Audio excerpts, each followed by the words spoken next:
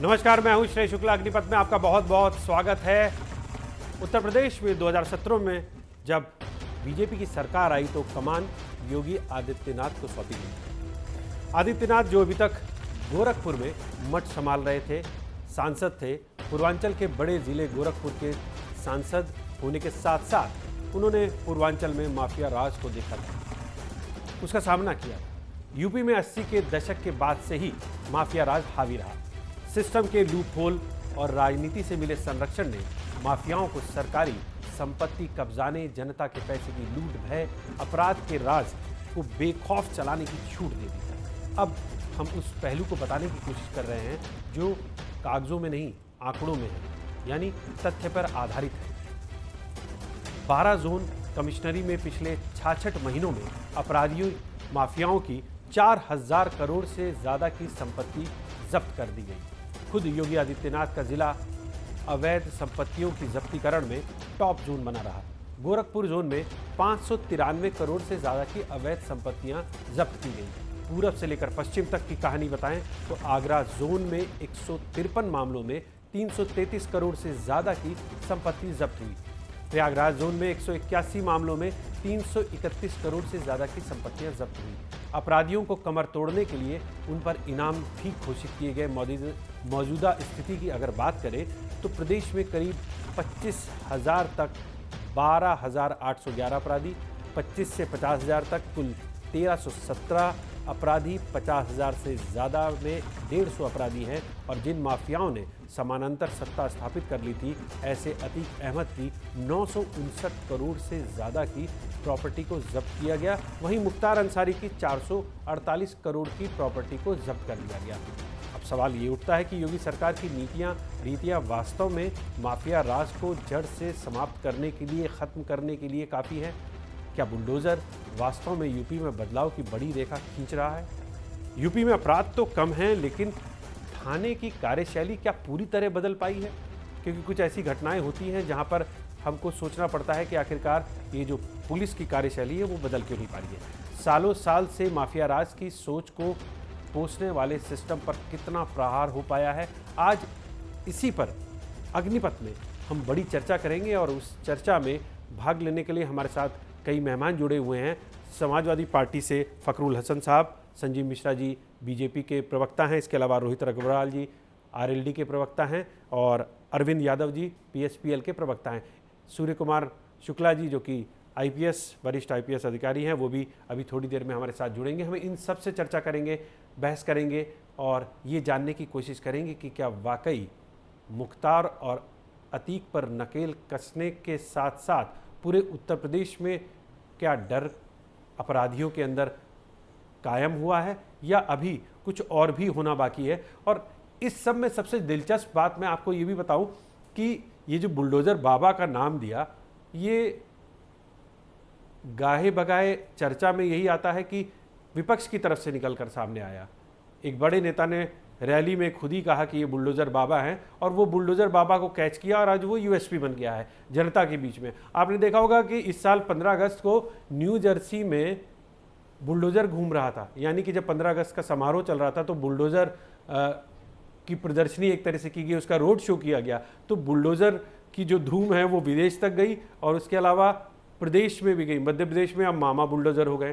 तो ये बुलडोज़र की क्या राजनीति है? क्या उत्तर प्रदेश में इस राजनीति पर लोगों की कितनी निगाहें हैं और लोग उसको कितना स्वीकार करते हैं? हम इस पर भी चर्चा करेंगे क्योंकि तमाम वरिष्ठ लोग हमारे साथ हैं। सबसे पहले संजीव मिश्रा जी के पास जाते हैं। संजीव जी, आपका बहुत बहुत स्वागत है। धन्यवाद। जी संजीव जी, अभी मैंने आपको कुछ आंकड़े बताए और सबसे बड़ी बात जो मुख्तार अंसारी और अतीक अहमद एक बड़ा डर का प्रयास था, उनकी कई 100 करोड़ की संपत्ति जब्त कर ली गई है और तमाम अपराधियों पर शिकंजा कस दिया गया है। आपको लगता है कि इस बुलडोज़र वाले सिस्टम से इस तरह के माफियाओं पर नकेल कसेगी या फिर कुछ और भी बाकी है करना?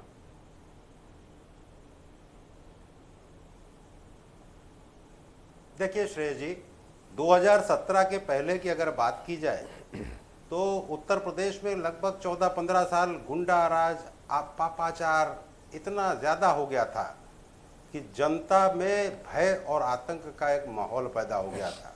यहाँ कब आतंकवादी घटना हो जाए, यहाँ कब माफिया एक दूसरे पर गोली चलाने लग जाए, माफियाओं का इतना ज़्यादा आतंक हो गया था। कहीं सीएमओस के मर्डर हो रहे थे, कोई जेल के अंदर हो रहा, कोई जेल के बाहर हो रहा। तो किस तरीके के हालात थे। कहीं गायत्री प्रजापति जैसे मंत्री बने हुए थे जो बलात्कारी बाद में साबित हुए। और मैं समझता हूँ कि पॉलिटिकल पार्टीज इन सब चीज़ों को देखते हुए भी अनजान बनी हुई थी। लेकिन 2017 के बाद जिस तरीके से योगी आदित्यनाथ जी ने उत्तर प्रदेश में एक भय और आतंक के माहौल को समाप्त करने का काम किया और जनता में विश्वास पैदा होने लगा कि हाँ, उत्तर प्रदेश में इस तरीके की भी हालात और स्थितियां हो सकती हैं जहाँ इन माफियाओं अपराधियों से हम दूर हो सकते हैं, इनके आतंक से। कहने का जी तो कहने का मतलब बहुत साफ है कि जिस तरीके से जनता में विश्वास कायम हुआ 2014, 2017, 2000 उसके बाद 19 का चुनाव देखिए, 2022 का चुनाव देखिए, जनता ने विश्वास किया कि हाँ, भारतीय जनता पार्टी की जो डबल इंजन की सरकार है इससे उत्तर प्रदेश में तो विकास हो रहा है और दूसरी बात अपराधियों पर भी इस तरीके की कार्रवाई हो रही है। तो ये कुल मिलाकर के इस तरीके की संजीव जी, स्थितियां बनी लेकिन है ये भी आरोप लगाया जाता है संजीव जी, जनता में विश्वास पैदा हुआ है। संजीव हाँ, जी ये भी जो आरोप लगाया जाता है, आपराधिक संजीव जी ये भी आरोप लगाया जाता है कि टारगेटेड है, मतलब जब बुलडोजर चलता है तो टारगेटेड बुलडोजर चलता है और एक विशेष वर्ग के लिए बुलडोजर चलता है, सबके लिए बुलडोजर नहीं चलता है। ये आरोप विपक्ष बहुत समय से लगाता आ रहा है। देखिए, विपक्ष की एक मजबूरी भी है। जी। विपक्ष को केवल वोट बैंक की राजनीति करना आता है। विपक्ष केवल एक टारगेट सरकार के ऊपर तय का फिक्स करता है कि सरकार जो काम कर रही है उसमें पारदर्शिता नहीं है। मैं समझता हूं कि इससे ज़्यादा सीधा उदाहरण और क्या होगा, जहाँ ध्रुव सिंह की, गुड्डू सिंह की किस तरीके से, तोमर जी की किस तरीके से उनकी जो संपत्तियां थी उनको भी जब्त करने का काम किया। हाँ, वो अलग बात है, कुछ पॉलिटिकल पार्टीज के जो नुमाइंदे माफिया थे उन पर जब कार्रवाई हो तो उनको मचलना जरूरी था और उन्होंने इस तरीके के आरोप लगाए। मुझे लगता है कि जनता भली भांति जानती है कौन आतंकवादियों को छुड़ाने का काम कर रहा था, किन के ज़माने में आतंकवादी घटनाएं होती थी। और उत्तर प्रदेश में योगी जी की सरकार में जिस तरीके से आप कह रहे हैं बुलडोजर बाबा, तो ये बुलडोजर बाबा आप कहें या आप कोई और भी बात कहें, लेकिन उत्तर प्रदेश में जिस तरीके से अमन चैन कायम हुआ है, उत्तर प्रदेश में जिस तरीके से अपराधों पर नियंत्रण हुआ है, उत्तर प्रदेश में जिस तरीके से आतंकवादी कोई घटनाएं 2017 के बाद नहीं हुई है, मैं इस बात को दावे के साथ आपके चैनल पे कहूंगा कि उत्तर प्रदेश की जनता ने अमन चैन का जो सपना था वो उनका पूरा हुआ है, इसीलिए जनता विश्वास कर रही है भारतीय जनता पार्टी। जी बिल्कुल। रोहित अग्रवाल जी हमारे साथ हैं, आरएलडी के प्रवक्ता हैं, उनसे पूछते हैं। अभी आपने संजीव जी को सुना, उन्होंने कहा कि अमन चैन कायम है और 2017 के बाद से कोई बड़ी घटना नहीं हुई और इसकी वजह यह है कि जिस तरह की कार्रवाई की गई, खासतौर पे मुख्तार अंसारी, अतीक अहमद, इनके खिलाफ कार्रवाई की गई, तो उससे एक परसेप्शन बना, ये आप भी शायद स्वीकार करेंगे कि उससे परसेप्शन बना कि ये दोनों दो बड़े माफिया थे उत्तर प्रदेश के अंदर जिन्होंने एक बहुत लंबे समय तक राज किया। तो इनके ऊपर जब इतनी बड़ी कार्रवाई हुई, उसके अलावा तमाम जगह आपने देखा होगा कि अवैध कब्जों को हटाया गया, बुलडोजर चलाया गया और तमाम छोटे अपराधियों पर भी कार्रवाई की गई, उसके बाद तमाम फहरिस्त है पूरी। तो आपको लगता है कि इससे सच में कुछ बदलाव आया है? देखिए, ऐसा है, जब हम आप डिबेट कर रहे हैं तो लखीमपुर के अंदर जो कल घटना हुई है कि 2 दलित बेटियों को, मतलब उसके माँ बाप के सामने अगवा किया जाता है, उनका रेप किया जाता है, उनकी हत्या कर दी जाती है, ये संजीव मिश्रा को बड़ी घटना नहीं लगती है। हाथरस की घटना संजीव मिश्रा को बड़ी घटना नहीं लगती है और कानपुर की घटना इनको बड़ी घटना बिल्कुल नहीं लगती होगी। वही गोरखपुर की घटना, मनीष गुप्ता हत्याकांड, वो भी आपको बड़ी घटना नहीं लगती है। आपको कौन सी घटना बड़ी लगती है संजीव जी? क्या राम राज्य के अंदर बलात्कार अलाउड है? क्या राम राज्य के अंदर हत्याएं अलाउड हैं? कौन सा राम राज्य लेके आ गए आप बताइए? कौन सा अपराधी आपके इकबाल से बुलंद हो गया कि साहब कौन से अपराधी ने अपराध करना छोड़ दिया? कानपुर के अंदर दंगा हो चुका है, बरेली के अंदर दंगा हो चुका है, आगरा के अंदर दलित जो है पुलिस कस्टडी के अंदर मारा जाता है। आपको शर्म नहीं आती है संजीव मिश्रा बीच में बोलते हुए? लखीमपुर के अंदर 2 दलित बेटियों का हत्या कर दी जाती है रेप करके, और आपको शर्म नहीं आ रही है डिफेंड करते हुए भारतीय जनता पार्टी को? आपको शर्म आनी चाहिए, शर्म आनी चाहिए। दलित बेटियों की हत्या हो रही है लखीमपुर के अंदर, और आपको शर्म नहीं आ रही है? आपकी आंखों में पानी क्यों नहीं आता है संजीव मिश्रा? जब दलित की बेटियों के ऊपर अत्याचार होता है तो आपकी आंखों में पानी क्यों नहीं आता है संजीव मिश्रा? क्या ये कारण है कि बलात्कारियों को आप संरक्षण देना चाहते हैं? लखीमपुर के अंदर अजय मिश्रा टेनी के बेटे ने किसानों को कुचलने की घटना की थी, और आज लखीमपुर के अंदर दलित बेटियों को किस तरीके से उनका बलात्कार करके उनकी हत्या कर दी गई, उनके माँ बाप के सामने उनको अगवा कर लिया गया, और आपको शर्म नहीं आ रही है? आपको शर्म नहीं आ रही है यहाँ पे बैठ के आप अपनी सरकार की बखान करते हुए? क्या बुलडोजर से सरकार चलेगी कि लोकतंत्र से सरकार चलेगी? लोकतंत्र के तीनों स्तंभ को हटा के रख दीजिए और उसके बाद चलाइए बुलडोजर से सरकार। बुलडोजर से सरकारें नहीं चला करती, एनकाउंटर से सरकारें नहीं चला करती, सरकार चला करती है कोर्ट से, सरकार चला करती है सदन से। कानून बनता है सदन के अंदर, न्यायपालिका के अंदर न्याय मिलता है। बुलडोजर न्याय देने के लिए नहीं है, एनकाउंटर न्याय देने के लिए नहीं है। आप एनकाउंटर करके क्या दर्शाना चाहते हैं? आप क्या दर्शाना चाहते हैं? दलित बेटियों को आप सुरक्षा नहीं दे पा रहे हैं, दलित के थाने के अंदर हत्या हो जाती है आगरा के अंदर, आप उसको सुरक्षा नहीं दे पा रहे हैं। आपके थाने सुरक्षित नहीं है, आपकी जेलें सुरक्षित नहीं है, दलित उत्तर प्रदेश के अंदर पूर्ण रूप से सुरक्षित नहीं है। उसके बाद आप यहाँ पे बैठ के भारतीय जनता पार्टी को डिफेंड करने के लिए बैठे हैं, तो बड़ी समस्या होगी। जी, मेरे साथ फखरुल हसन साहब भी जुड़े हुए हैं। फखरुल जी, आपका बहुत बहुत स्वागत है। फखरुल जी, कार्रवाई हुई है, उन लोगों को तत्काल गिरफ्तार किया गया है, तो ये बेटियों का, दलित बेटियों का इसी तरीके से बलात्कार होता रहेगा, उसके बाद आप खाली कार्रवाई के नाम पे आप अपना पलड़ा झाड़ लेंगे। रोहित जी, फखरुल जी से मैं एक सवाल कर रहा हूँ। बलात्कार पर राजनीति करना बंद करो। फखरुल जी, ये बताइए कि राजनीति करना आज जिस चीज पे हम चर्चा कर रहे हैं, बेटियां सुरक्षित नहीं होगी संजीव जी, तब तक राष्ट्रीय लोकदल आवाज उठाता रहेगा। देखिए, ऐसे शोर शराबे से फिर चर्चा नहीं हो पाएगी। तत्काल गिरफ्तारियां हो रही है जी, गिरफ्तारी हो रही है। फखरुल हसन साहब, माँ बाप के सामने अगवा होती है बेटी, उसका बलात्कार होता है, ये बताइए, क्या हो जाती है? फखरुल जी, आप ये बताइए, आप गिरफ्तारी करके अपनी पीठ थपथपाना चाहते हैं। आज हम जिस तरह से राजनीति कर रहे हो ना, मुख्तार अंसारी और अतीक अहमद पर कार्रवाई होते देख रहे हैं, आपको लगता है कि उत्तर प्रदेश सरकार इस तरह की जो कार्रवाई कर रही है वो ठीक कर रही है? क्यों हुआ? क्या विपक्ष की भूमिका? अपराधियों पे जब कार्रवाई होती है, और हम आपकी रिपोर्ट आप पढ़ रहे थे तो हम सुन रहे थे, तो मुझको लग रहा था कि उत्तर प्रदेश में सब सही है, सब सही चल रहा है, सब सही होगा। लेकिन फिर मैं सोचता हूं कि अगर सब पे कार्रवाई हो रही है तो फिर ये धनंजय सिंह कहाँ है? ब्रिजेश सिंह क्यों, कैसे जेल से निकल आते हैं?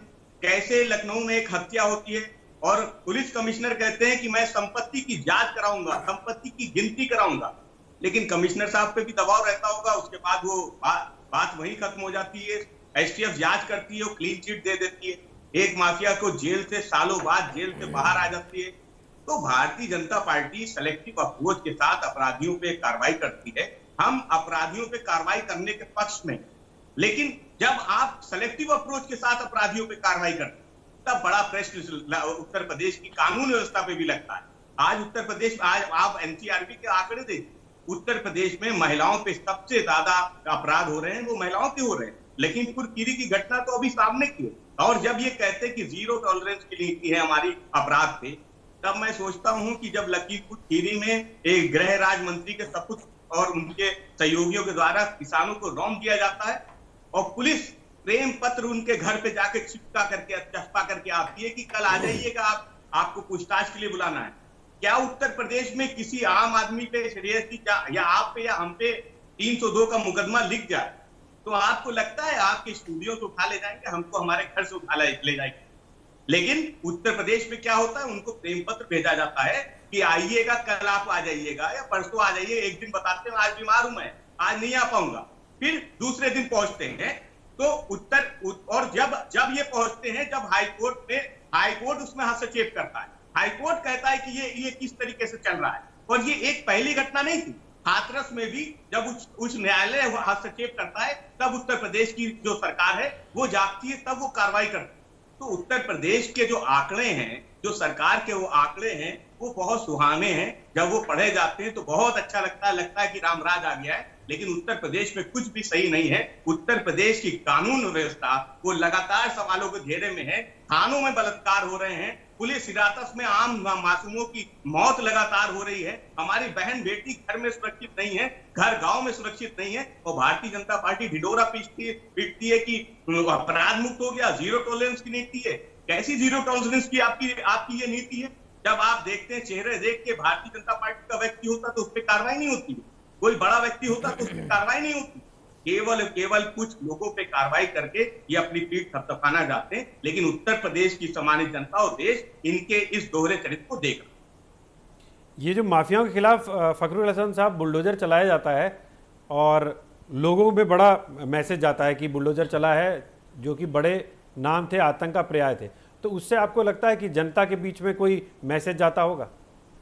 देखिए, जनता के बीच में मैसेज क्या जाता है? जब बुलडोजर किसी के खिलाफ चलता है तो मैं तो कानून की पढ़ाई पढ़ के आया हूँ। और एक बार मुझको सामने एक डीजीपी साहब भी मिल गए थे, मैं एक डिबेट पे था, मैंने उनसे भी वही सवाल पूछा था, मैं आज फिर से आपके सामने भी वही सवाल रखा।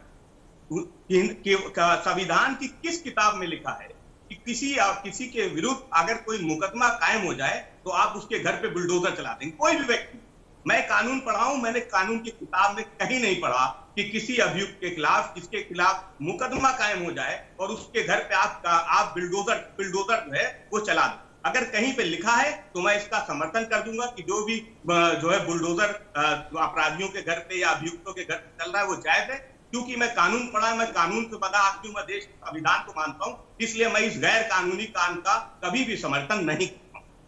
ये संजीव जी, एक सवाल है और एक लगता है कि संविधान की अगर बात की जाए और अगर कानून की बात की जाए तो एक सवाल उठाया उन्होंने कि किस संविधान की किताब में लिखा है कि बुलडोजर चलाया जाए? अभी सिर्फ अगर एफआईआर हुई है, किसी के खिलाफ शिकायत हुई है, कोई तहरीर दी गई है, किसी ने, मतलब अभी वो आरोपी है, अभी उस पर आरोप सिद्ध नहीं हुआ है, तो आप उसके घर में बुलडोजर कैसे चला देंगे?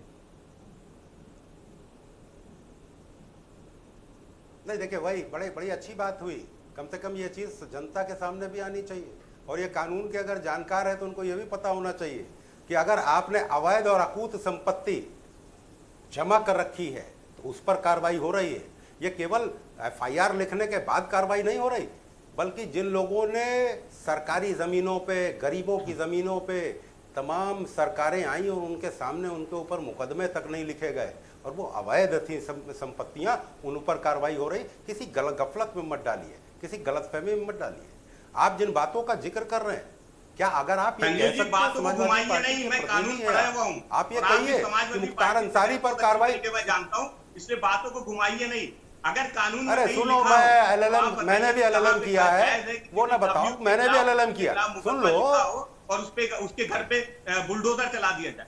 संपत्ति जब्त करने का अधिकार सरकार के पास है। जब गैंगस्टर एक्ट लगा हो उसमें जरूर प्रावधान है कि आप संपत्ति को जब्त कर, संपत्ति अगर अवैध है, अधिकार तो आपको, कोई व्यक्ति हो अगर अवैध संपत्ति हो और कोई अगर माफिया, क्या मुख्तार अंसारी और अतीक अहमद को समाजवादी पार्टी संरक्षण दे रही है? लेकिन बाबा साहब का क्या समाजवादी पार्टी उनको संरक्षण दे रही है? क्या आपको समस्या है? आप बताइए, आप खुल के बताइए कि समाजवादी पार्टी को मुख्तार अंसारी पर कार्रवाई करने में समस्या है। अरे कहते क्यों नहीं हो? अगर ये साफ कहते तो बहुत अच्छी बात है ना। आप भारतीय जनता पार्टी की बात कीजिए। बिल्कुल रहे, जब समाजवादी पार्टी की नीतियां ठीक थी तो रहे थे, इसमें समस्या क्या? ये कोई खुलासा कर रहे हो क्या? मैं तो खुद ही कह रहा हूं मेरा। आप छोड़ के भागने वालों में थे, हम लोग छोड़ के भागने वालों में। नीतियां ठीक होती तो जनता किनारे क्यों कर देती? अगर काम बोल रहा सुन लो, अगर काम बोल रहा होता तो फिर गठबंधन क्यों किया कांग्रेस से था? अच्छे व्यक्ति है संजू भाई। अगर काम बोल रहा होता तो गठबंधन 2017 में क्यों किया कांग्रेस से? अरे भाई, 19 में बीएसपी की जरूरत पड़ी, आपको बताओ ना। चक्कर में पड़े हुए हैं, आप हमारे परिवार का हिस्सा रहे, आप हमारे तरफ अगर काम तो आपका बोल रहा था ना। कांग्रेस की तो कह रही थी 27 साल यूपी बिहार, समाजवादियों को कांग्रेस तो कह रही थी 27 साल यूपी बिहार।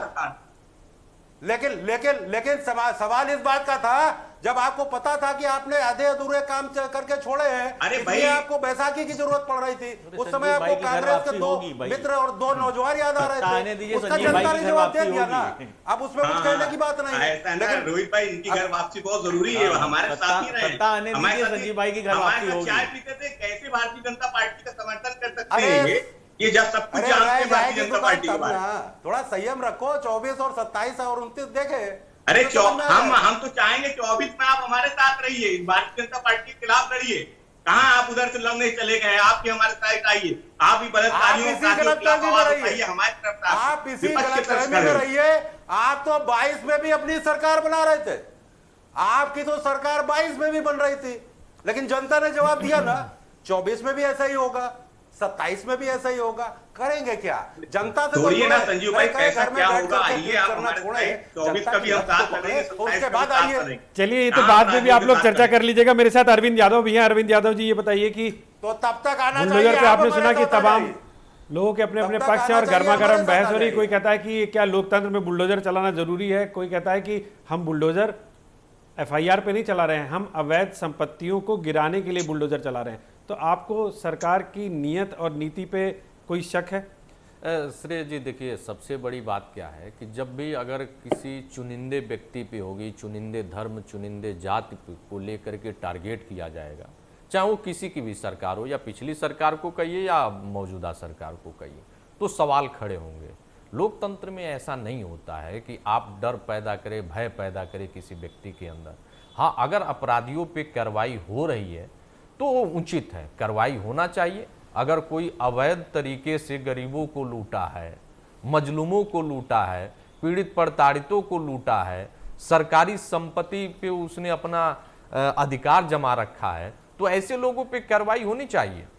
और मुझे नहीं लगता कि किसी को भी संरक्षण देना चाहिए आज। और जहाँ तक आज लखीमपुर घटना की बात है, तो ये हृदय विदारक घटना है। ऐसी घटनाएं नहीं घटनी चाहिए और सरकार को तुरंत चाहिए कि एकदम स्पष्ट और साफ तरीके से कार्रवाई करे और उचित न्याय मिले कि अगली बार से कोई ऐसी घटना के लिए सोच भी ना सके इस प्रदेश में और देश में। ये कोई छोटी घटना नहीं है, बहुत बड़ी घटना है। और जहां तक श्रेय जी, मैं सुन रहा था सबको, रही बात बुलडोजर बाबा की, अपराधियों में भय जरूरी है। अपराधियों की कोई जात तो होती नहीं और नहीं संत की कोई जात होती है, और अपराधियों को जाति से किसी को जोड़ना भी नहीं चाहिए। अपराधियों पे तो कार्रवाई जरूरी है, हर स्तर से कार्रवाई होनी चाहिए। आप देखिए ना कि जो आज ये भारतीय जनता पार्टी ठोको नीति की बात कर रही है, यही पिछली सरकारों में आप देखिए, माननीय श्री शिवपाल सिंह यादव जी से अपराधी किस तरीके से डरे हुए थे और उनके नीतियों से किस तरीके से भागते थे दूर, सबने देखा है। अपराधी दूर दूर तक दिखाई नहीं पड़ते थे और यही ठोको नीति हम लोग की काम करती थी। लेकिन अब किस तरीके की लोग बातें करने लगे हैं, यही समाजवादी पार्टी कहना नहीं चाहिए। माननीय श्री शिवपाल सिंह यादव जी जब प्रदेश अध्यक्ष थे तो किसी भी अपराधी और माफियाओं को एंट्री नहीं होने देते थे। लेकिन आज क्या है, आज संघर्ष की कमाई पे पार्टी नहीं चल रही है, अपराधी और माफियाओं के बल पे पार्टी चलना चाहती है। तो ऐसे चीज़ों से दुख होता है और मुझे लगता है कि माननीय श्री शिवपाल सिंह यादव जी ने जिस तरीके से पिछली सरकारों में काम किया, चाहे वो विकास का काम हो, अपराधियों पे काम हो, किस तरीके अपराधियों का सफाया हो। चंबल में आप देखिए क्या होता था, कोई खड़ा नहीं होता था। लेकिन ये माननीय श्री शिवपाल जी की देन है कि पूरी चंबल के किनारे लोग स्वतंत्र हो गए और अपराधी और डकैतों का पता नहीं चलता आज कि कहाँ चले गए। तो ये सब कार्य करने के अपने अपने तरीके होते हैं। हम लोग को लगता है कि अपराधियों की हर स्तर पे जाके कार्रवाई करनी चाहिए और कोई भी नहीं बचना चाहिए। जी रोहित जी, लेकिन ये बताइए, जिस तरह से कह रहे हैं कि ठोको नीति, बुलडोजर, इन सब पे सवाल उठाया जा रहा है, ये तो जब योगी सरकार आई उसके बाद 2017 से ये शुरू हो गया था। तमाम अपराधी इनकाउंटर में मारे गए, उसके अलावा अवैध संपत्तियां जो थी उन पर बुलडोजर चलाए। चुन के नहीं ठोकते थे। देखिए श्रेय जी, नहीं, हम लोग किसी जाति धर्म मेरा को सवाल नहीं रोहित जी ठोकते से, थे। जी नहीं, तो अब ऐसे में सवाल ये उठता है कि जनता ने 17 में 5 साल सरकार चलाई, उसके बाद जनता ने कहीं ना कहीं, आपको नहीं लगता कि स्वीकार किया, तभी तो 22 में सरकार आई दोबारा? देखिए श्रेय जी, पहली चीज तो ये है कि हम लोकतंत्र के अंदर हैं और जी। लोकतंत्र के अंदर एक न्याय व्यवस्था बनी हुई जी। है। उस न्याय व्यवस्था पे आपका विश्वास होना चाहिए। कोर्ट है, अदालत है। आपको अगर आपको लगता है कि साहब उसके अंदर देरी हो रही है तो आप फास्ट ट्रैक कोर्ट हैं, आप मामले को उसमें लेके जाइए। आप मतलब ये कौन सा तरीका है कि साहब आप बुलडोजर लेके खड़े हो जाएंगे किसी के घर के आगे? भाई उसका परिवार है, उसके परिवार ने तो हत्या नहीं की, उसके परिवार ने तो अपराध नहीं किया, उसके परिवार के को आप कैसे सड़क पे लेके आ जाएंगे? आप उसके परिवार को भी आप अपराध के अंधकार में ढकेलने के लिए सड़क पे लेके आते हैं आप बुलडोजर चला के। देखिए बुलडोजर की कोई भी इस तरीके की देखिए नीति नहीं हो सकती कि बुलडोजर से आप, या तो लोकतंत्र के अंदर आप सब कोर्ट को बंद कर दीजिए, कोर्ट अदालतों को आप सदन को बंद कर दीजिए और आप कहिए कि साहब ये तो राजतंत्र की तरीके से चलेगा, और फिर आप शरिया कानून को अपना लीजिए। फिर आप शरिया कानून की क्यों खिलाफत करते हैं? फिर तो आप कहिए कि जो सीरिया के अंदर हो रहा है वो हम यहाँ पे करेंगे। रोहित जी, मैं संजीव जी से सवाल लूंगा, लेकिन उससे पहले चलता हूँ सूर्य कुमार शुक्ला जी के पास, जो कि आईपीएस अधिकारी है, रिटायर्ड आईपीएस अधिकारी हैं। भाजपा सूर्य नेता कुमार भी जी, हैं। सूर्यकांत जी आज की डेट में भाजपा नेता भी हैं। स्वागत है। तो कृपया खाली रिटायर्ड आईपीएस अधिकारी नहीं, आगे भाजपा नेता अभी जो मैंने जिस लिए उनको बैठाया है वो पुलिस की कार्रवाई के लेकर बैठाया तो फिर वो ठीक है कैसे निष्पक्ष होंगे? जी, सूर्य कुमार जी ये बताइए कि आपने बहुत लंबे समय तक नौकरी की, उस समय इस तरह की तस्वीर देखने को मिलती थी कि कोई अपराधी है, उसके घर में बुलडोजर चला दिया गया, या कोई अवैध संपत्ति है किसी की तो उसके ऊपर बुलडोजर चला दिया गया? और दूसरी बात ये कि कानून क्या कहता है, कानून में क्या हक सरकार को है और क्या हक नहीं है, और अपराधियों पर नियंत्रण करने के लिए क्या पुलिस के पास और प्रशासन के पास ये हथियार हैं?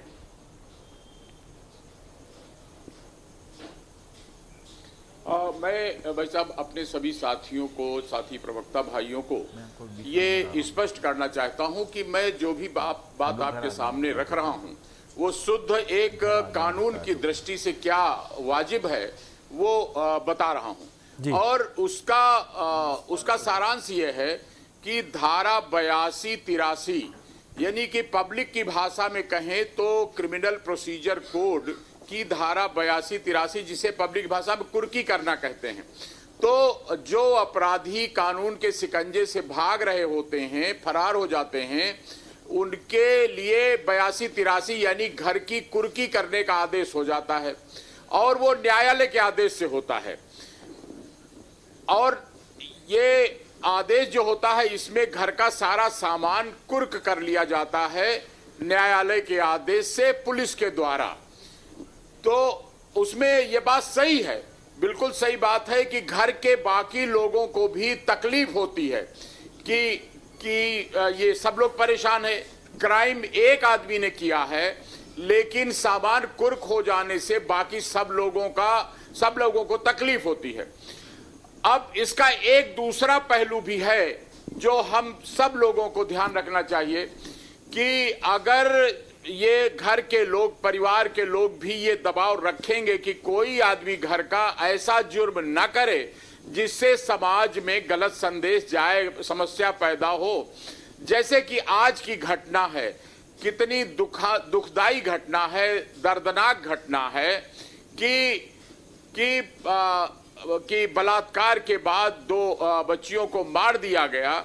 तो इसमें पूरी दृढ़ता से, सख्ती से कार्रवाई होनी ही चाहिए। और ये अच्छी बात है, पुलिस ने बड़ी तत्परता पूर्वक 6 आदमियों की गिरफ्तारी कर ली, और अब वो हमें बिल्कुल निश्चित उम्मीद है कि उन पर जल्दी से जल्दी विशेष अदालत का गठन करके इनको सजा दी जाए, और ऐसी कठोर सजा दी जाए कि और किसी गांव में, किसी आदमी के साथ, किसी मोहल्ले में इस तरह की घटना न होने पावे। बहुत जरूरी है कि इस प्रकार की घटना में शासन के द्वारा भी परिवार के लोगों को यथा उचित सहायता दी जाए। उनके संवेदना सब लोग प्रकट कर रहे हैं, जितने हमारे साथी प्रवक्ता बैठे हैं वो भी कर रहे हैं, जितने और लोग समाज के देख रहे हैं, सभी लोग दुखी हैं कि ऐसी घटना नहीं होनी चाहिए। अब जहां तक इसकी बात है कि सब लोग सहमत होंगे कि देखिए सख्ती तो होनी ही चाहिए और कानून का डर रहना भी चाहिए, नहीं तो इस प्रकार की घटनाएं बार बार होंगी और उसमें ये पता नहीं कब किसके साथ इस तरह घटना हो जाए।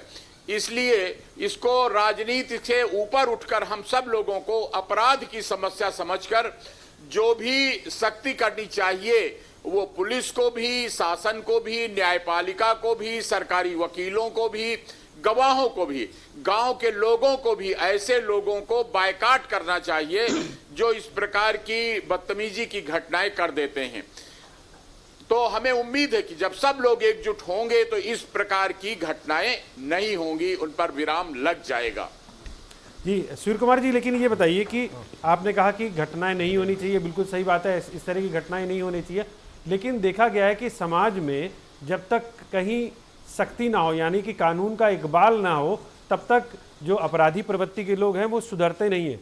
तमाम घटनाएं हैं, मैं किसी भी सरकार का जिक्र नहीं करूंगा, मैंने भी करीब 25 से 30 साल हो गए मुझे पत्रकारिता करते हुए, तमाम ऐसी घटनाएं हैं जिसको सोच के भी बड़ा अजीब सा लगता है, हतप्रभ हो जाते हैं, इतनी निर्मम तरह की घटनाएं हो जाती हैं। लेकिन वो जो कई अपराधी ऐसे पकड़ में आते हैं कि जिनको अपने किए कराए पे कोई अफसोस नहीं होता, तो उनके खिलाफ तो सख्ती होनी चाहिए ना। वो घर वालों के कहने पर आएंगे, उनको एक ही चीज़ डरा सकती है, कानून, और कोई दूसरी चीज़ नहीं डरा सकती, और वो भी अगर कानून का इकबाल होगा तभी वो लोग अपराध करने से डरेंगे।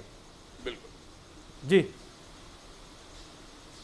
बिल्कुल बिल्कुल, ये बल्कि दो बात, त्वरित दंड और कठोर दंड।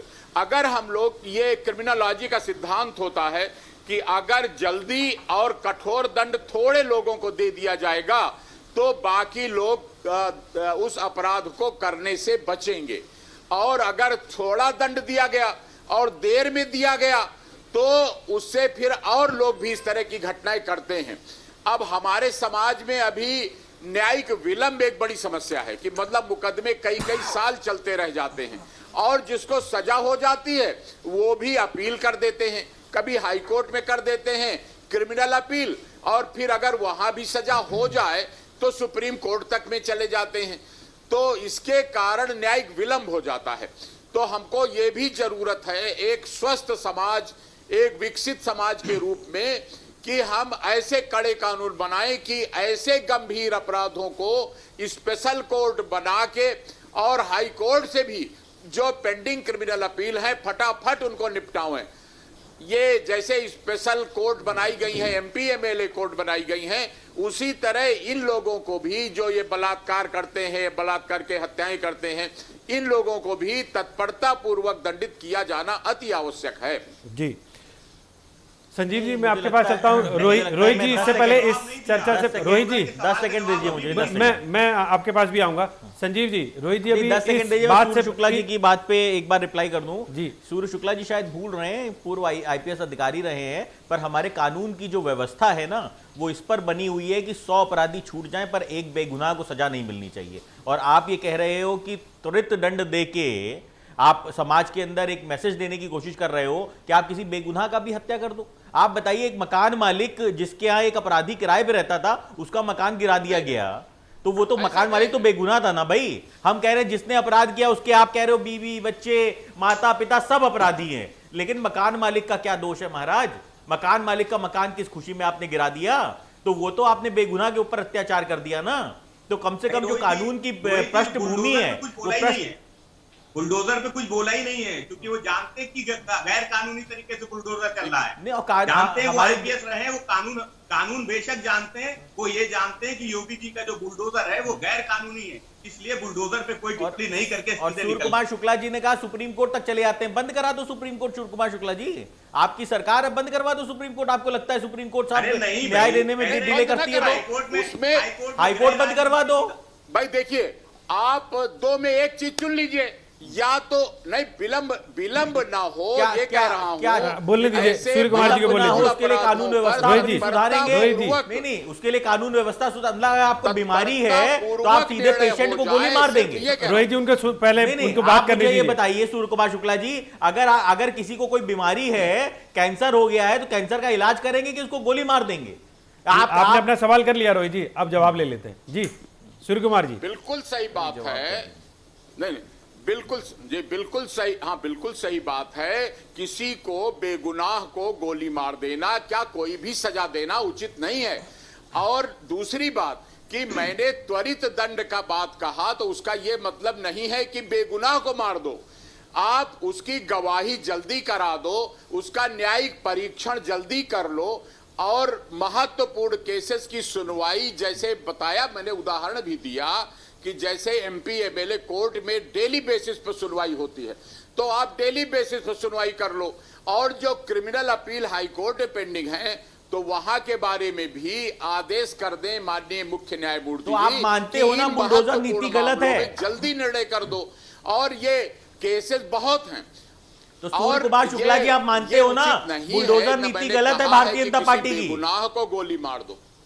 नहीं तो भारतीय जनता पार्टी की बुलडोजर नीति गलत है ना सूर्य कुमार शुक्ला जी, मानते हो बुलडोजर के आप? बारे में बता दूं, बुलडोजर वाली बात यह है कि सुन लीजिए, बुलडोजर वाली बात का लीगल आधार जरा समझ लीजिए कि नगर विकास अधिनियम की धारा 30 के अंतर्गत अगर कोई व्यक्ति बिना अनुमति के या गलत तरीके से सरकारी जमीन पर या किसी सार्वजनिक जमीन या पंचायत की जमीन पर अपना मकान बना लेता है, तो उसको डिमोलिश करने का अधिकार नगर विकास अधिनियम के अंतर्गत होता है। तो ये जो कार्रवाई हुई थी, जैसे कानपुर में एक हुई थी, एक इलाहाबाद में हुई थी, तो ये नगर विकास अधिनियम के अंतर्गत हुई थी। मैंने भी मालूम किया इस बात को कि ये कार्यवाहियां कैसे हुई तो हैं। आपका मतलब है नगर विकास अधिनियम के अंतर्गत जो भी कार्रवाई होती है, जब तक कोई अपराध नहीं करता तब तक नगर विकास अधिकारी सोता रहता है, और जैसे ही वो अपराध करता है वो जग जाता है, और वो उसके बाद उसके घर के बाहर बुलडोजर लेके खड़ा हो जाता है। और कितने भाजपा नेताओं के बाहर बुलडोजर लेके खड़े हुए? क्या भाजपा नेताओं के आप किसी घर के बाहर खड़े हुए? यही लखनऊ की घटना है। और भारतीय जनता पार्टी के विधायक जमीन पे लौट रहे थे जब बुलडोजर पहुंच गया था भारतीय जनता पार्टी के नेता के मार्केट गिराने के लिए। यही भारतीय जनता पार्टी के लखनऊ के विधायक जमीन पे लौट रहे थे और उन्होंने बुलडोजर नहीं चलने दिया उस बिल्डिंग के ऊपर। आपको जानकारी होगी शायद। तो खाली आप सेलेक्टिव बुलडोजर चलाएंगे, भारतीय जनता पार्टी के नेताओं के ऊपर कार्रवाई नहीं होगी, पर जो भी विपक्ष का नेता है उसके घर के ऊपर आप बुलडोजर चला देंगे। जी संजीव जी, बहुत सारे आरोप लग रहे हैं, लगातार यही कहा जा रहा है कि आप सेलेक्टिव बुलडोजर चलाते हैं, सेलेक्टिव बुलडोजर चलाया जा रहा है, कई घटनाओं का जिक्र किया गया है। तो आपको जी जी संजीव जी देखिए, ये कहना श्रेय जी, ये कहना ये विपक्षियों को ठीक लगता है। इनको हर चीज में कमी दिखाई देती है। इन्होंने तो बड़ी अच्छी बात कह दी कि साहब एक अपराधी है जो किराएदार है, वो मकान मालिक का साहब घर गिरा दिया गया। ऐसा कौन सा है जरा बताइए। आप तो ऑन एयर कह रहे, बड़े चैनल पे हैं। हाँ, बिल्कुल ऑन एयर आपको बता रहे हैं, बिल्कुल ऑन एयर आपको बता रहे हैं। मकान मालिक का घर गिराया गया, अपराधी था किराएदार, दे दीजिएगा हमको। और सरकार ने उसकी मदद मांगी और सरकार ने उसको मुआवजा दिया है। हाँ, ये बताइएगा, इसको दीजिएगा, मैं देखूंगा क्या स्थिति रही है, व्हाट्सएप कर दे रहा हूं, जो इस पे दोषी आपको व्हाट्सएप कर दे रहा हूं, आप दीजिएगा। दूसरी बात ये है, ये केवल मुख्तार अंसारी, केवल अतीक अहमद की बात नहीं है। उत्तर प्रदेश में जिन माफियाओं की संपत्ति को जब्त किया है उनके नाम अगर आप सुनना चाहेंगे, अब देखिए, ये ध्रुव सिंह है, यशपाल तोमर है, देवेंद्र सिंह है, दिलीप मिश्रा है, अनुपम दुबे है, सुनील राठी है और सुनील मूछ भी है। ये कौन है? ये इन पर भी तो कार्रवाई हुई। इनकी भी संपत्तियां जब्त। बोलने दीजिए रोहित जी, बोलने दीजिए। चैनल पे बैठ के मिसगाइड करना, बोलने दीजिए। बड़े चैनल पे बैठ करके मिसगाइड करना, मुझे लगता है कि ये उचित नहीं है। दूसरी बात, जहां तक लखीमपुर की घटना का जिक्र आ रहा है, उन पर कार्रवाई हुई है, 6 लोगों की अरेस्टिंग हो गई है। वो कौन है? कब तक हमारी बेटियों की इज्जत तार तार होती रहेगी? कब तक दलित की बेटियां सुरक्षित रहेंगी भाजपा राज में? आप ये बताइए मुझे। नहीं, कब तक भाजपा राज के अंदर दलित बेटियां सुरक्षित रहेंगी? आपने यही चीज हाथरस कांड के बाद कहा था कि हाथरस कांड के बाद हमने जो कार्रवाई की है उसके बाद कोई भी व्यक्ति बेटियों की तरफ देखने की हिम्मत नहीं करेगा। पर क्यों हुआ लखीमपुर कांड? आपको इसका जवाब देना पड़ेगा।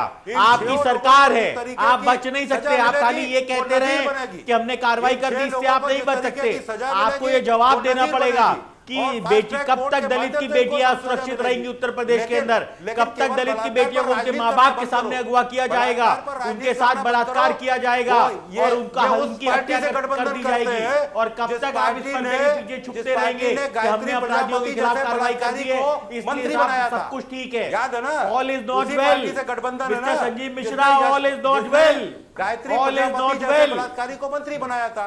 तो आपको समझ में नहीं आएगा। जिसके साथ हमारा आपको समझ में गठबंधन नहीं है आएगा। उसके उत्तर दरवाजे प्रदेश की जनता चौखट पे आपने लगातार बहुत दिन जवाब दे मत्था रही है। टेका है। बलात्कार की इसलिए राजनीति संजीव करने मिश्रा जी से हमको पता मत नहीं। बताइए कि हत्या हमारा और गठबंधन बलात्कार किसके की साथ है। राजनीति करने से कोई जिसके पता साथ नहीं। हमारा और गठबंधन छोड़ो, है और उसके ज्यादा दरवाजे कोई की दिक्कत हो चौखट तो पे यहाँ आप आ जाओ। मत्था टेका यहाँ मैं करते थे। व्यवस्था करा दूंगा। 2017 से पहले भूल गए क्या, या याद दिलाऊं दोबारा? हाँ, जब आ तक जाओ, सत्ता यहाँ में आ जाओ, यहाँ रहेंगे मत्था तब तक टेको आप आकर वहां के। पे रहेंगे। मैं यहाँ भी व्यवस्था करा दूंगा आपकी, यहाँ भी व्यवस्था करा मुझे दूंगा। जरूरत नहीं आ है जाओ ऐसी यहाँ पर सरकार भी। में व्यवस्था मत्था की। चलिए टेकने मुझे की लग रहा है जरूरत मुझे लग रहा है नहीं। बहस कहीं की कहीं और जा रही है। मुझे और अगर जरूरत है जरूरत- रोहित जी और अगर रोहित जी परेशान ज्यादा रोहित जी हो देखिए तो देखिए बहस पर्सनल बेटी नहीं को नहीं बहस रोहित की जी मैं आपको रोकूंगा रोहित जी मैं आपको अगर रोकूंगा ज्यादा परेशान हो तो मैं आपको WhatsApp रोकूंगा। पर हमारी नहीं बहस कराता हो रही है उसकी व्यवस्था। बुलडोजर और उस पर होने वाली कार्रवाई और उस कार्रवाई के पीछे जो मकसद है उस पर हमारी बहस हो रही है। कोई नहीं, पर्सनल नहीं, अटैक नहीं, ये व्यक्तिगत गलत है। नहीं जाना चाहिए, नहीं देखिए। फकरुल जी और जिस तरीके से मैं आपके पास व्यक्तिगत जाऊंगा। जा रहा है, जी जी उसको अगर नहीं नहीं चाहे नहीं नहीं तो नहीं नहीं नहीं रोहित जी पहले आप सपा के नहीं अंदर नहीं थे, ये सब वो कैसे देखिए झुठला वो दोगे? आज ये बहस का विषय नहीं है ना कि संजीव मिश्रा पहले कहाँ थे और कहाँ नहीं थे। आज बता नहीं क्या नहीं रहे हो? नहीं नहीं रोहित जी देखिए ऐसे बहस डिरेल होती है, ऐसे बहस डिरेल होती है। प्लीज ऐसे बहस डिरेल होती है, ऐसे नहीं ऐसे नहीं होती। अपराधियों के साथ हम नहीं, नहीं खड़े होते। हाँ बिल्कुल जहां पे दलित बेटियों का सम्मान ना हो उनके साथ हम नहीं खड़े बिल्कुल। होते। फकरुल जी मैं आपके पास सीधे आऊंगा। फकरुल जी ये बताइए कि गुंडों और अपराधियों की पार्टी के 17 साथ से खड़े पहले हो। वो अपराधी नहीं लगते थे क्या? देखिए जो 17 फकरुल के जी बाद फकरुल जी अपराधी मैं लगने लगे। फकरुल जी रोहित जी उस समय मैं नहीं फकरुल थे जी से भी अपराधी। बात कर लूं उस समय है ना। अपराधी मैं नहीं फकरुल थे। जी से बात करूं। देखिए बहस हमारी हो रही है बुलडोजर पे। आप लोग बताने लग रहे हैं 2017 से पहले कौन कहां था। हम उस पर बहस नहीं कर रहे हैं। हम तो बहस कर रहे हैं कि आज बुलडोजर पर जो कार्रवाई की जाती है उससे विपक्ष कितना एग्री करता है, विपक्ष कितना मुतमईन है या फिर उसका विरोध करता है। रोहित जी ने एक सवाल उठाया था, उसमें उन्होंने कहा कि फिर तो लोकतंत्र की कोई ज़रूरत ही नहीं है, इसको सीरिया घोषित कर दीजिए, यहाँ पे शरिया लागू कर दीजिए। तो आपको लगता है कि इतने इस पर्सपेक्टिव में चीज़ें आ गई हैं कि एक तरफा कार्रवाई की जा रही है? देखिए अभी हमारे पूर्व IPS दल में है, लेकिन मैं उस पर नहीं जाना चाहता जी। तो उनकी जो बात है कुछ हद तक ठीक कि 82-83 की कार्रवाई होती है और यही संविधान में दिया है कि आप 82-83 कर दीजिए और फिर अगर उस व्यक्ति पे गैंगस्टर एक्ट लगाओ तो आप उसकी संपत्ति को भी जब्त कर सकते हैं, लेकिन बुलडोजर चलाने का अधिकार उसमें भी आपको नहीं है। तो ये जो कार्रवाई हो रही है सेलेक्टिव अप्रोच के साथ हो रही है। मैं पूछ रहा हूँ पूर्वांचल के 2 अपराधी हैं, कहीं ना कहीं उनका भारतीय जनता पार्टी से रिश्ते हैं। बताए ना, हमारे संजीव भाई बैठे हुए हैं, भारतीय जनता पार्टी के प्रवक्ता हैं, बताए कि उनकी कौन सी संपत्ति आपने जब्त की। लखनऊ के इससे पहले वाले कमिश्नर ने जरूर उनकी संपत्ति की गिनती सिर्फ कराने का एक दिन बयान दिया था। उस बयान के बाद दूसरी बार उनका ना कोई बयान आया और ना वो कभी संपत्ति की जांच हुई। आप मान लीजिए कि जिस तरीके की घटना लखीमपुर खीरी में हुई थी, किसानों को रौंद दिया गया था, या लखनऊ में जिस तरीके एक हत्या हो गई थी, एक माफिया का नाम आया था, क्या किसी और व्यक्ति का नाम आया होता? मैं मान लेता हूँ कोई दूसरा अपराधी होता जिसका भारतीय जनता पार्टी से संबंध ना हो, तो क्या उसका घर बच सकता था इसराइल? नहीं बचता। उसकी संपत्ति भी जांच हो जाती, उसकी ईडी भी जांच हो जाती, उसकी सीबीआई भी जांच हो जाती। लेकिन क्योंकि वो भारतीय जनता पार्टी के साथ खड़े हुए, तो ना वो लखीमपुर खीरी में घटना में कोई कार्रवाई होगी तो दिखावे की होगी। और दूसरे जो माफिया हैं उनकी तो क्या कहने साहब, उनकी तो गठजोड़ और उनका तो गणित कितना अच्छा है। तो दूसरा भी दल भी उन्हीं ने ज्वाइन कर लिया था। अपराधी तो उत्तर प्रदेश में जो भारतीय जनता पार्टी के तरफ खड़े हैं तो वो सुरक्षित है। इसीलिए हम बार बार इस बात को कहते हैं कि भारतीय जनता पार्टी को सेलेक्टिव अप्रोच के साथ कार्रवाई करते हैं। हम अपराधियों के खिलाफ हैं। हम एक सुर में कहते हैं कि आप अपराधियों के खिलाफ कार्रवाई कीजिए, कानून सख्त बनाइए, एक अलग कोर्ट बनाने का आप बना लीजिए, फास्ट ट्रैक कोर्ट में उनके मुकदमे चलाइए, उनको सजा दीजिए, हमें इससे कहीं कोई एतराज नहीं। लेकिन जब आप कुछ लोगों पे कार्रवाई करते हो, कुछ लोगों को छोड़ देते हैं, कुछ लोग आप पीछे खड़े नजर आते हैं, तब बड़ा प्रश्न उठता है उत्तर प्रदेश की कानून व्यवस्था पे और किस संविधान से भारतीय जनता पार्टी की सरकार चल रही है, ये भी बड़ा प्रश्न। अच्छा फकरुल जी, एक सवाल मेरा आपसे है कि 2 बड़े नाम हैं इस पूरी बुलडोजर कार्रवाई में जिसकी वजह से बुलडोजर कार्रवाई इतनी ज़्यादा लाइमलाइट में है, मुख्तार अंसारी और अतीक अहमद। इन दोनों को आप मानते हैं कि ये बड़े माफिया हैं? पहला सवाल मेरा। देखिए, मैं तो समाजवादी पार्टी का प्रवक्ता हूं और मैं बहुत स्पष्ट रूप से कहता हूं, चाहे मुख्तार अंसारी हो चाहे अतीक अहमद हो, ये माफिया हैं। ये उसी तरीके माफिया और भी हैं जैसे धनंजय सिंह है या ब्रजेश सिंह। लेकिन अगर आप भारतीय जनता पार्टी के मुंह से मुझे सुनवा दी कि ब्रजेश सिंह और धनंजय सिंह अपराधी हैं या माफिया हैं, तो तो मैं समझता हूँ भारतीय जनता पार्टी के मित्र अभी दूसरा रास्ता खोजेंगे, किसी तरफ और देखेंगे, वो इधर उधर ले जाएंगे, लेकिन वो माफियाओं के नाम नहीं लेंगे। हम तो तैयार हैं, हम खुलेआम कहते हैं कि मुख्तार अंसारी हो, अतीक अहमद हो, धनंजय सिंह हो, ब्रजेश सिंह हो, ये सब अपराधी, आप सब पे कार्रवाई कीजिए ना, कौन रोक रहा है आप फास्ट ट्रैक कोर्ट बनाइए, इनके मुकदमे उसमें चलाइए, लेकिन हम देख रहे हैं कि एक तो माफिया, उनके मुकदमे छोड़िए, उनके तो गवाही ववाही दे के साथ उसको बाकायदा जो है दूल्हा बना के बाहर निकाल दिया। वो तो आप घूम रहे हैं, उनके परिवार के लोग भारतीय जनता पार्टी में शामिल हैं, वो कोई एमएलसी बन गए, उनके परिवार के लोग कोई दूसरे भारतीय जनता पार्टी में पदाधिकारी हैं। आप इनसे क्या उम्मीद करेंगे कि अपराधियों की कार्रवाई करें? ये सिलेक्टिव अप्रोच के साथ अपने वोट बैंक को साधने के लिए और दिखाने के लिए कार्रवाई कर रहे हैं। इनका ना अपराधियों से कोई लेना है, ना अपराध से उत्तर प्रदेश की कोई लेना देना है। इसीलिए उत्तर प्रदेश में अपराध थम नहीं रहा है, थानों में बलात्कार हो रहे हैं, हमारी माँ बेटी बहन कहीं भी उत्तर प्रदेश में सुरक्षित है। जी संजीव जी, आपके ऊपर कहा गया है कि हम तो मुख्तार अंसारी और अतीक अहमद का नाम ले रहे हैं, आप बाकी माफियाओं का नाम नहीं लेंगे, और वो दावा कर रहे हैं कि नहीं लेंगे। वो नहीं, मैंने तो पूरी फहरिस्त सुनाई, इसीलिए फिर एक बार दे देता हूं।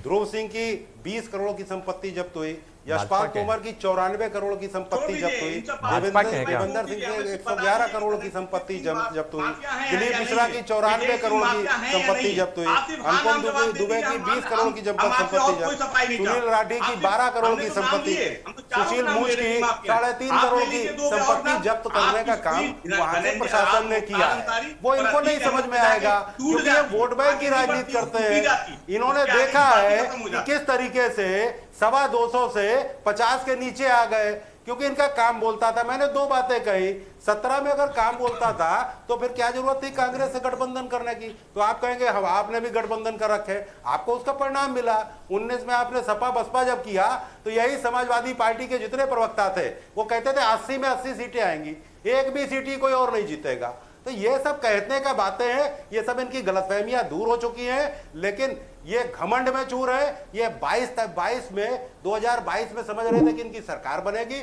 जनता ने नकार दिया है। 24 में और 27 में भी फिर वही स्थितियां होने वाली है, लेकिन इनके पास कोई इश्यूज नहीं है, कोई मुद्दे नहीं है, केवल सरकार जो काम करती है उसी पे टीका टिप्पणी करना है। ये गलत है। मुझे लगता है कि इनको आत्मचिंतन करने की जरूरत है। आने वाले समय में अगर यही स्थितियां रहेंगी तो इनकी स्थितियां और खराब होगी। जी बिल्कुल। हम अभिषेक पांडे के पास चलते हैं, हमारे ब्यूरो चीफ हैं। अभिषेक, आपने पूरी डिबेट को सुना होगा। इस डिबेट में 2 चीज़ें निकलकर सामने आई। पहली चीज़, बीजेपी सरकार और बीजेपी की पार्टी के जो प्रवक्ता हैं उनका यही कहना है कि जो भी कार्रवाई की जा रही है सब पर कार्रवाई की जा रही है, कोई सेलेक्टिव कार्रवाई नहीं की जा रही है। लेकिन विपक्ष लगातार इस बात को लेकर हमलावर है कि वो सेलेक्टिव कार्रवाई करते हैं। दूसरी बात वो ये उठाते हैं कि लोकतंत्र में साहब इस तरह की कार्रवाई नहीं उचित है, कौन से कानून में लिखा है। तो आप इस पूरे जो परिचर्चा के अगर मंतव्य को देखें तो आप किस तरह से देखते हैं इसको? देखिए, दोनों ही सवालों को अगर सरकार के विश्लेषण के हिसाब से देखा जाए या फिर यूँ कहें कि एक पार्टी के नैरेटिव के हिसाब से देखा जाए तो उसको फ़ायदा कहाँ हो रहा है, इस बात को देखते हुए पार्टी अपनी और उसकी पार्टी की सरकार कार्रवाई करती है। CAA NRC का दंगा होता है, दंगाइयों के पोस्टर लगाए जाते हैं, सुप्रीम कोर्ट कहता है कि आप कौन होते हैं वसूली करने वाले, क्या कोई कानून है ऐसा? वापस लेना पड़ता है, एक नए तरीके से बाकी विधानसभा में जा कर के एक कानून बनाना पड़ता है, फिर ये बात सामने आई कि अब आप ये काम कर सकते हैं। तो कई बार ऐसा होता है कि आप जो कदम उठाते हैं आपको पीछे लेना पड़ जाता है। वहाँ पे हमको देखने को मिला। बुलडोज़र के मामले में भी यही कहा जा रहा है कि भाई आप नियम से बुलडोज़र चलाइए तो कोई आपत्ति नहीं है, लेकिन उसका विश्लेषण कौन करता है? सरकार करती है, सरकार के अफसर करते हैं, वो अपने काम में सफल हैं। और ये बात भी देखने वाली बात है कि अगर कोई सरकार अपने एजेंडे पर काम कर रही है, बुलडोज़र चला रही है, पब्लिक खुश है, ताली बजा रही है, उसको वोट मिल रहे हैं, तो वो वही काम करेगी। तो ये दोनों ही बातें अपनी जगह सही हैं और जाहिर तौर पर विपक्षी पार्टी अपोज करेगी और सरकार, क्योंकि उसको वोट मिल रहा है, लोग खुश हो रहे हैं, जनता ताली बजा रही है, तो जाहिर तौर पर वो उनके एजेंडे में रहेगा। और यही वजह है कि 66 महीने में इतने माफियाओं पर कार्रवाई हो गई। 4000 करोड़ से ज़्यादा का अवैध जो अवैध बिल्डिंग्स थी, अवैध ज़मीनें थी, उस पर कार्रवाई की गई है। तो सरकार अपने नैरेटिव पर काम करती है और जहां उसको फ़ायदा होता है, जहां उसको लगता है कि उसका जोन है, उधर ही जाती है। बहुत बहुत शुक्रिया अभिषेक आपका। और मेरे साथ सारे साथियों का बहुत बहुत शुक्रिया। रोहित अग्रवाल जी आपका बहुत बहुत शुक्रिया, अरविंद यादव जी आपका बहुत बहुत शुक्रिया, संजीव जी आपका बहुत शुक्रिया, फखरुल हसन साहब, सूर्य कुमार जी आप सभी का बहुत बहुत शुक्रिया। तो आपने सुना अभिषेक को, आखिर में उन्होंने कहा कि सब अपने अपना नैरेटिव सेट करने की कोशिश करते हैं और वो नैरेटिव होता है कि जनता किस मुद्दे पर वोट देने के लिए आगे बढ़ रही है। यानी जब 17 में बुलडोजर चलाया गया और अपराधियों के खिलाफ कार्रवाई की गई तो ये हुआ कि ये ठीक नहीं है, इसके जो रिजल्ट होंगे वो ठीक नहीं आएंगे, लेकिन 22 में उसके रिजल्ट मिले तो जाहिर सी बात है कि उससे सरकार को बल मिला और विपक्ष लगातार लेकिन इस मुद्दे को लेकर हमलावर होता रहा है और आगे भी होता रहेगा, क्योंकि ये एक बहुत बड़ा मुद्दा है। और सबसे बड़ा मुद्दा यही है कि आप सेलेक्टिव कार्रवाई कर रहे हैं, लेकिन बीजेपी के जो प्रवक्ता हैं, बीजेपी के जो लोग हैं, वो एक फहरिस्त और भी रखते हैं, वो बताते हैं इन पे कार्रवाई हो रही है और आप कुल मिला के देख सकते हैं कि किसी व्यक्ति विशेष या वर्ग विशेष के खिलाफ कार्रवाई नहीं कर रहे हैं, हम सब पे कार्रवाई कर रहे हैं। लेकिन विपक्ष कहता है कि इस पूरी की पूरी लिस्ट में कहीं काला है, उसमें और भी लोगों के नाम होने चाहिए जो कि सत्ता पक्ष से जुड़े हुए हैं। इस तरह की चर्चाएं अभी और भी जारी रहेगी, क्योंकि बुलडोज़र अभी शायद जिस तरह की परिस्थितियां देख रही है, बुलडोजर रुकने वाला नहीं, वो अब चलता रहेगा। आज के लिए इतना ही, मुझे दीजिए इजाजत और बने रहिए आप इंडिया न्यूज़ के साथ। नमस्कार।